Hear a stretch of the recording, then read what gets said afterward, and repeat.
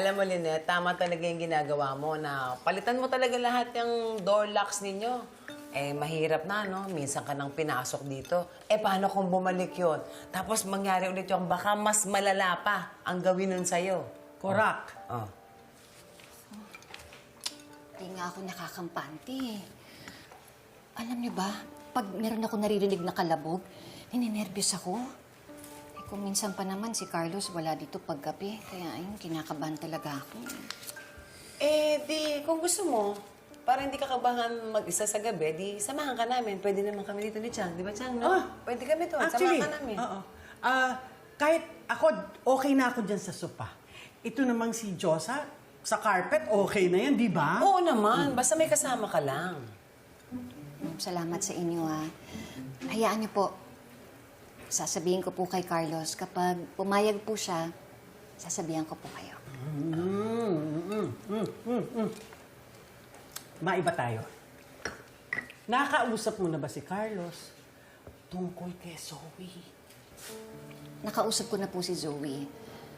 Ang sabi po niya sa akin, nasasabi daw niya yung mga problema niya kay Carlos. Siguro kasi dahil matagal nang magkaibigan si RJ siya si Carlos, kaya ang tingin niya, parang tatay na rin niya si Carlos. Naku, Lynette. Naku, Lynette. Kilala ko yung Zoe na yan, ha? Baka ang ending niya, feeling niya, siya na talaga yung anak ni Doc Carlos.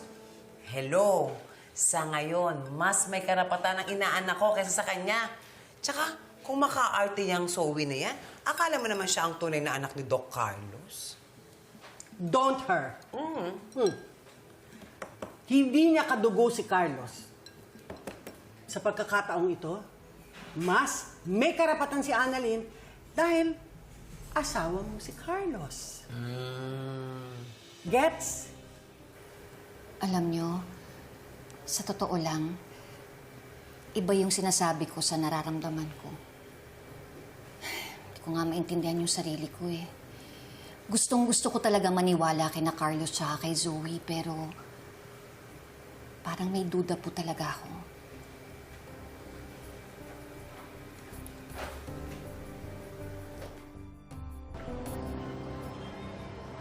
Oh, sige na. Sa'yo na yan. Baka may makakita pa sa'yo. Sigurado ka bang hindi mo ginamit sa krimen yan? Ano ka pa naman, Mirisa? Di ba, nangako ako sa'yo, malinis yan, walang bahi dyan. Ako pa! Sigurado ka, Moira, ha? Magandang umaga po, Mrs. Tanyag. Yes, officer? Ako po si Police Officer Mark Gonzaga at iniimbitahan po namin kayo sa presinto.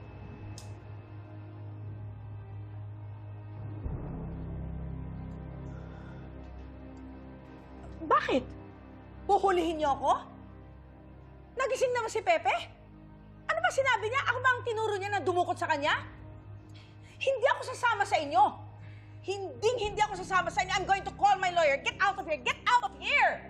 Moira, ka ba naman? Huwag ka mag-iskandalo. Please show some respect. He's an authority.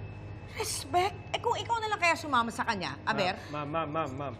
Hindi po namin kayo hinuhuli. Niimbitahan lang po namin kayo sa presinto para makakuha po kami ng fingerprint samples. Fingerprint? No! You can't do this!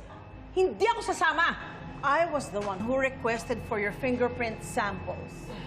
May angal ka?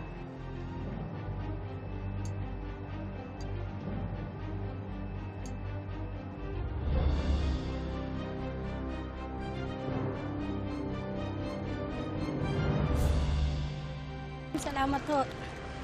Bulak na po kayo, sir. Sir, baka gusto niyo, sir, oh. Ganda ko yan, sir. Yan, sir. Ate, ito na lang at saka... yan yung dalawa Ito na, na sir. lang. Magkano to? Iti lang ho, sir.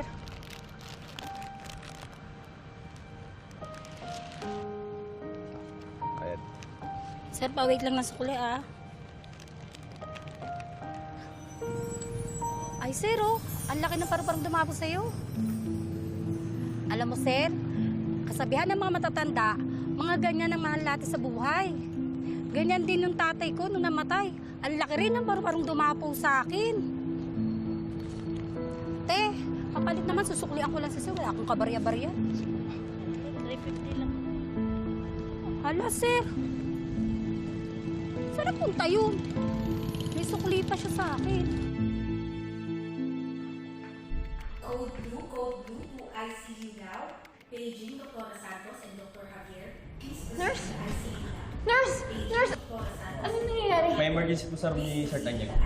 What? Excuse me po, ma'am.